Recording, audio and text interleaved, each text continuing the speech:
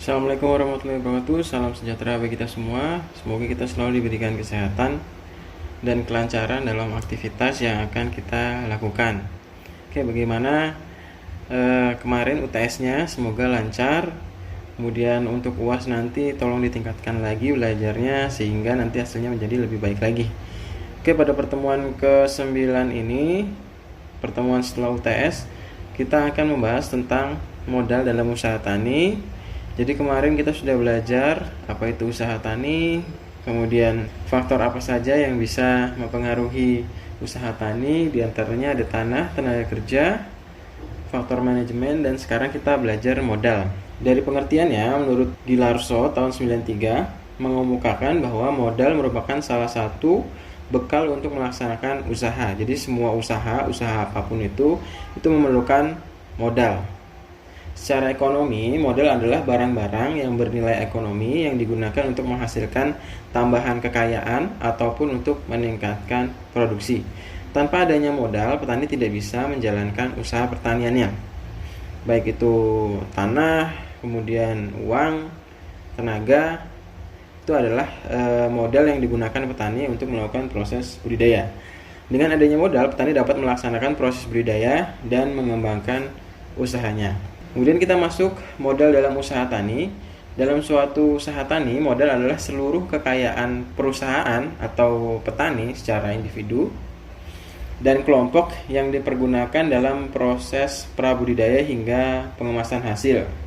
Jadi mulai dari pengolahan tanah, kalau misalnya di kelompok tani itu dia memiliki traktor, nah ini adalah modal kelompok seperti itu yang bisa digunakan oleh semua anggota kelompok. Kemudian pacul, arit, hewan ternak yang bisa digunakan untuk membajak apabila itu kepemilikan individu, itu juga merupakan modal yang dimiliki oleh petani. Kemudian tadi dijelaskan modal ini digunakan pada proses prabudidaya hingga pengemasan hasil, yang nantinya hasil pertanian tersebut akan memberikan keuntungan bagi pengelolanya. Diharapkan nanti dari hasil proses budidaya ini ketika dijual itu menguntungkan dan dapat menutupi biaya produksi. Sisa dari biaya produksi yang sudah tertutupi tadi itu adalah keuntungan yang dimiliki oleh si petani. Kemudian kita masuk ke penggolongan modal dalam usaha tani. Yang pertama berdasarkan substitusinya, kemudian berdasarkan sifat tenaga kerjanya, berdasarkan kegunaannya, berdasarkan waktu, berdasarkan fungsi, berdasarkan jenis modal usaha tani. Oke, kita bahas satu persatu. Yang pertama, modal berdasarkan substitusinya atau land saving capital, menghemat lahan.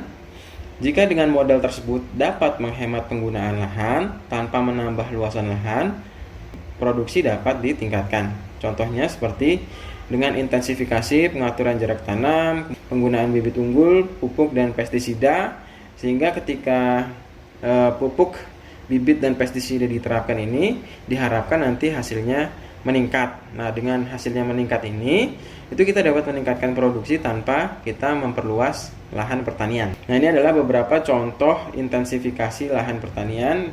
Contohnya seperti penggunaan metode SRI atau SRI, System of Rice Intensification. Jadi dengan menggunakan sistem ini itu diharapkan produksi hasil pertanian khususnya tanaman padi ini bisa meningkat dengan menggunakan jumlah benih yang lebih sedikit, kemudian menggunakan air yang lebih sedikit, penggunaan pupuk yang lebih sedikit. Itu diharapkan dengan mengatur jarak tanam bisa menghasilkan hasil panen yang lebih maksimal.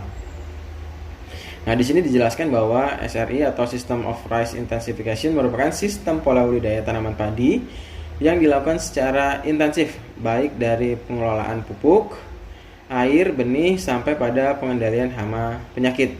Budidaya tanaman padi dengan menggunakan metode SRI bertujuan mengembangkan struktur ekologis yang ada dalam tanah sehingga tanah kembali subur dan mikroorganisme yang ada dalam tanah juga bisa berkembang dan bisa menyediakan nutrisi bagi tanaman.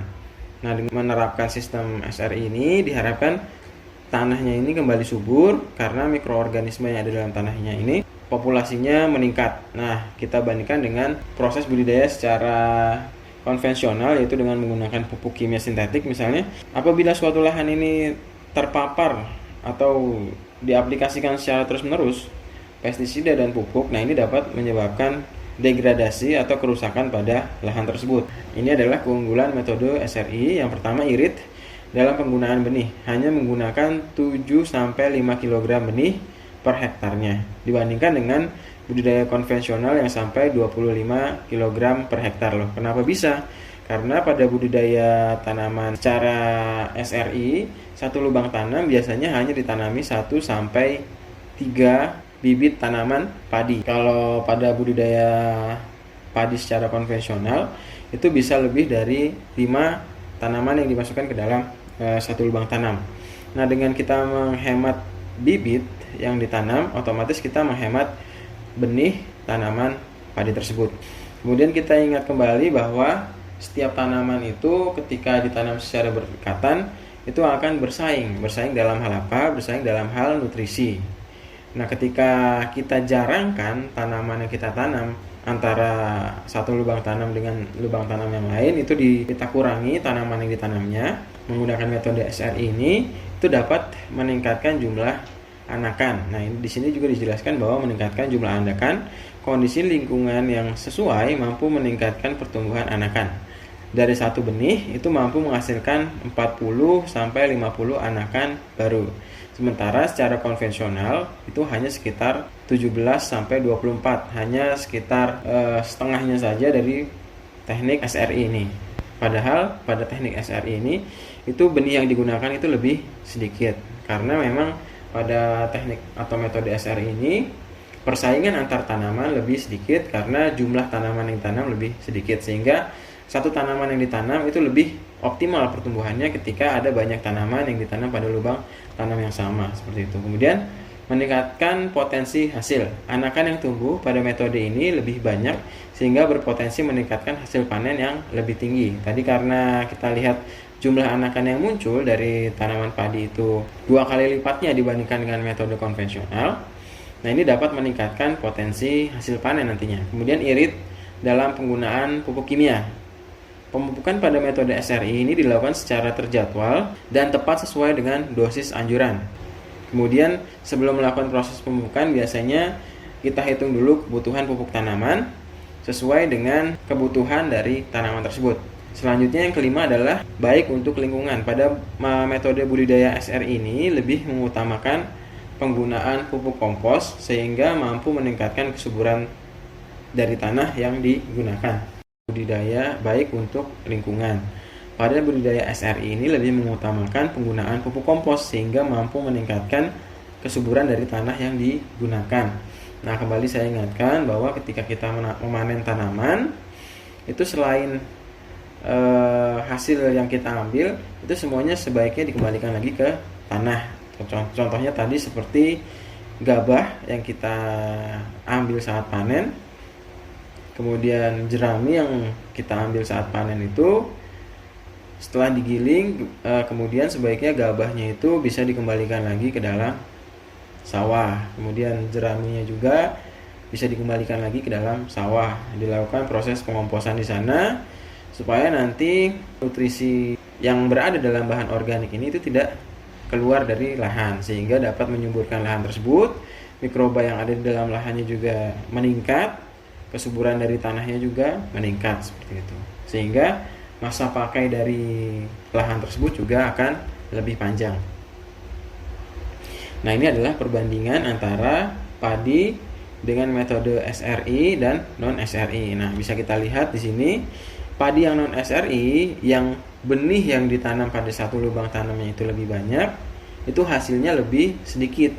Karena antara satu benih dengan benih yang lain ini akan terjadi persaingan nutrisi yang dapat menyebabkan tanaman saling berebut nutrisi, kemudian pertumbuhannya menjadi tidak optimal. Nah, kita bandingkan dengan metode SRI yang di sebelah kanan, dengan 1-3 bibit tanaman padi yang ditanam pada satu lubang tanam, itu hasilnya bisa menjadi lebih baik karena persaingan antara tanaman lainnya itu menjadi lebih sedikit, sehingga proses penarikan unsur hara menjadi lebih optimal.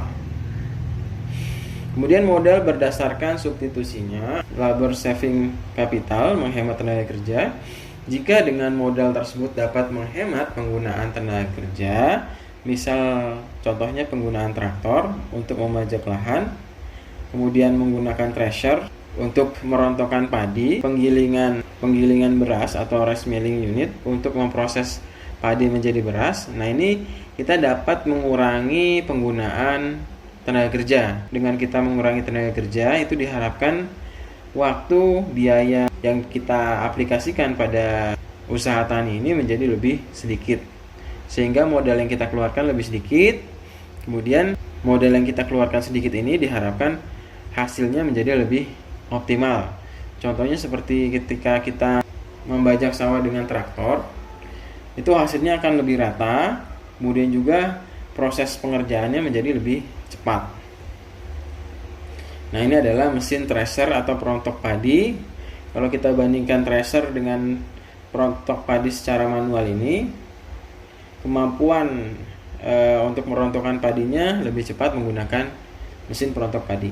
Kemudian berdasarkan sifat tenaga kerjanya, modal yang dapat menghemat tenaga kerja dengan menggunakan teknologi mekanis dengan mekanisasi menggunakan traktor dapat mengurangi biaya pengeluaran tenaga kerja. Modal yang dapat mempertinggi penggunaan tenaga kerja dengan menggunakan teknologi teknis, biologis, dan pasca usaha tani. Untuk aplikasi teknis di lahan seperti pencabutan gulma, penyemprotan pestisida, dan aplikasi agen hayati masih bisa dilakukan secara manual dengan tenaga kerja harian. Jadi ketika kita membutuhkan ketelitian tinggi untuk memelihara tanaman seperti pencabutan gulma atau penyiangan, kemudian penyemprotan pestisida dan pupuk, nah ini masih bisa dilakukan secara manual dengan menggunakan tenaga kerja, karena kalau kita menggunakan mesin itu biayanya sangat besar sekali untuk pembelian mesinnya. Tipe lahan yang ada di Indonesia itu sebagian besar adalah tipe lahan yang sempit. Jadi kalau kita menggunakan alat besar, alat berat untuk aplikasi pestisida, pemupukan, itu kurang efisien. Berbeda dengan perusahaan-perusahaan besar atau petani-petani yang ada di luar negeri yang memiliki lahan yang sangat luas, satu hamparan. Nah, itu bisa diaplikasikan dengan menggunakan mesin untuk proses penyemprotan pestisida hingga ke pemanenan, itu bisa dilakukan dengan menggunakan traktor. Nah, ini adalah kegiatan penyiangan tanaman, pencabutan gulma. Yang sebelah kanan ini menggunakan mesin.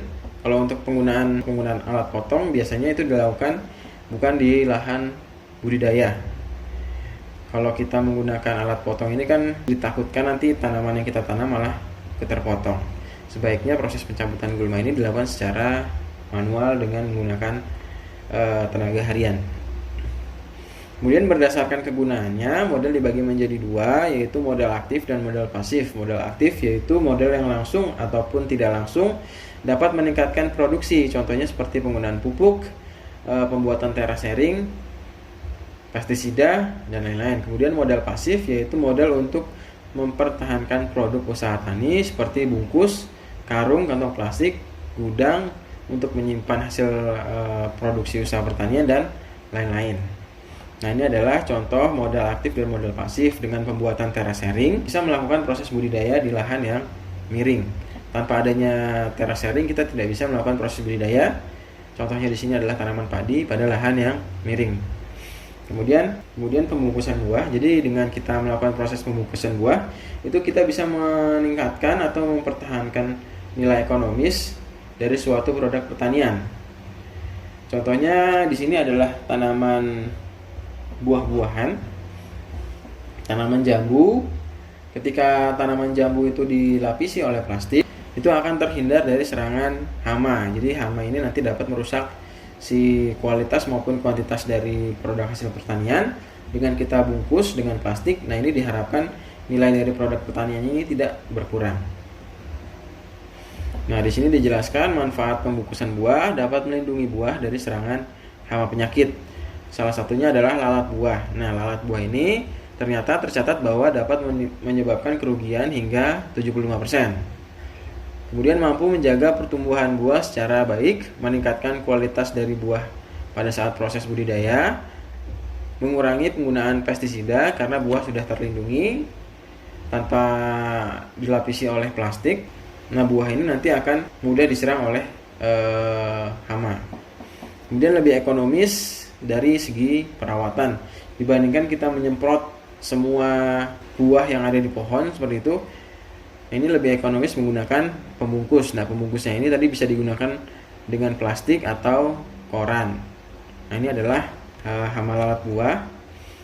Jadi hama lalat buah ini dia meletakkan telurnya pada bagian buah dengan struktur peletakan telur yang namanya adalah ovipositor yang berada di bagian belakang dari lalat tersebut. Kemudian setelah lalatnya ini menyuntikkan telurnya ke dalam buah, nanti telurnya ini akan menetas menjadi larva. Kemudian larva ini atau ulat ini nanti akan memakan daging buah. Kemudian nanti buahnya akan busuk dan jatuh ke bawah seperti itu. Berdasarkan waktunya, modal dibagi menjadi dua, yaitu modal produktif dan modal prospektif. Yang pertama, modal produktif, modal yang langsung meningkatkan produksi, contohnya seperti pupuk dan benih unggul. Kemudian modal prospektif adalah modal yang meningkatkan produksi dalam jangka lama, contohnya seperti terasering. Jadi ketika kita membuat terasering yang tadinya lahan itu tidak bisa ditanami, menjadi bisa ditanami seperti itu. Kemudian modal berdasarkan fungsinya dibagi menjadi dua, modal tetap dan modal tidak tetap. Modal tetap yaitu modal yang digunakan dalam beberapa kali proses budidaya. Modal tetap dibagi menjadi dua, yaitu modal tetap yang dapat bergerak atau mudah dipindahkan baik itu hidup atau mati, contohnya seperti cangkul, sabit, traktor, dan lain-lain. Modal tetap tidak bergerak, contohnya seperti lahan, rumah. Modal tetap tidak bergerak baik itu hidup ataupun mati, contohnya seperti lahan, rumah, dan lain-lain. Modal tidak tetap yaitu modal yang hanya dipergunakan dalam sekali produksi usaha, contohnya seperti pupuk, pestisida, benih. Nah, ini yang sekali dipakai langsung habis. Kemudian berdasarkan jenis modalnya dibagi menjadi dua, yaitu modal sendiri dan modal pinjaman. Modal sendiri adalah modal yang dikeluarkan oleh petani itu sendiri yang berasal dari tabungan atau sisa hasil usaha tani sebelumnya. Kemudian yang kedua, modal pinjaman adalah modal yang didapatkan petani dari luar pendapatan petani, contohnya seperti pinjaman, kredit, dan kemitrausahaan. Jadi modal pinjaman ini dapat diperoleh dari pinjaman, kredit, atau bermitra dengan orang lain seperti itu. Oke, ini adalah contoh perhitungan modal untuk proses budidaya. Pada contoh ini adalah ini adalah modal produksi untuk tanaman cabai. Dalam contoh ini itu dicontohkan untuk harga cabainya pada tingkat petani sekitar 10.000, kemudian dalam 1 hektar itu ada 16.000 titik tanam, kemudian sewa itu per 6 bulan, dan tenaga kerja itu disesuaikan pada data tahun 2013 pada Kabupaten Wonosobo, yaitu Rp30.000.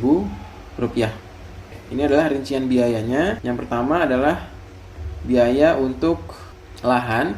Biaya untuk lahan itu sewa lahan dan pembuatan gubuk sekitar 10.600.000. Kemudian persiapan lahan mulai dari pembelian pupuk kandang hingga ke pemasangan mulsa itu sekitar Rp29.160.000. Selanjutnya adalah biaya persemaian, mulai dari pembuatan sungkup persemaian hingga ke tenaga kerja pemeliharaan itu kurang lebih Rp3.740.000. Kemudian di sini dirinci untuk biaya penanaman hingga ke pemeliharaan. Untuk biaya penanaman sekitar Rp795.000 dan biaya pemeliharaan Rp29.281.000. Nah, ini adalah total kebutuhan modal atau biaya yang dibutuhkan usaha tani tanaman cabai pada tahun 2013 di daerah Wonosobo. Untuk lahannya tadi biaya yang dikeluarkan Rp10.600.000, kemudian persiapan lahan Rp29.160.000, penyemaian Rp3.740.000, penanaman Rp795.000, pemeliharaan Rp29.281.000, subtotalnya Rp73.576.200. Kemudian ditambah biaya tak terduga, semisal ada tanaman yang mati harus diganti, kemudian ada serangan hama penyakit mendadak sehingga membutuhkan suplai untuk pestisida lebih banyak. Nah, itu kita masukkan biaya tak terduga semisal 10%. Jadi total modal yang dibutuhkan petani untuk usaha tanaman cabai yaitu Rp80.933.820. rupiah. Nah, ini adalah modal yang dibutuhkan dalam satu musim tanam. Nah, ini adalah hasil perhitungan modal dan keuntungan. Semisal, jika cabai yang ditanam memiliki potensi hasil sebesar 15,5 ton dari beberapa kali panen, maka hasil yang diperkirakan diperoleh petani adalah, tinggal kita kalikan antara hasil produksi dengan harga per kilogramnya. 15,5 ton itu sama dengan 15.500 kg. Kemudian harga per kilonya tadi 10.000 semisal. Jadi omset yang dimiliki oleh petani tersebut adalah 155 juta rupiah. Kemudian dari hasil perhitungan di atas, maka keuntungannya itu dikurangi dengan harga modal yang dikeluarkan oleh si petani di awal. Nah, untuk menghitung keuntungan, kita tinggal kurangkan antara keuntungan kotor dengan modalnya, yaitu 155 juta dikurang dengan 80.933.820 rupiah. Nah, itu hasilnya sekitar 74.066.180 rupiah. Nah, untuk kita bisa tahu bagaimana pendapatan petani per bulannya, maka tinggal kita bagi saja 74.066.180 rupiah dibagi dengan 6 bulan masa produksi tanaman cabai. Maka penghasilan petani per bulannya adalah 12.334.363 rupiah. Nah, ini adalah sebenarnya hasil yang lumayan besar. Jadi semisal kalian nanti ada kesempatan untuk melakukan proses budidaya pertanian, itu patut dicoba, karena memang ketika proses budidaya pertanian berlangsung secara maksimal, itu juga pendapatan yang diperoleh si petani juga akan baik seperti itu. Jadi sebenarnya proses budidaya pertanian ini itu masih memiliki peluang untuk mendapatkan hasil yang maksimal seperti itu.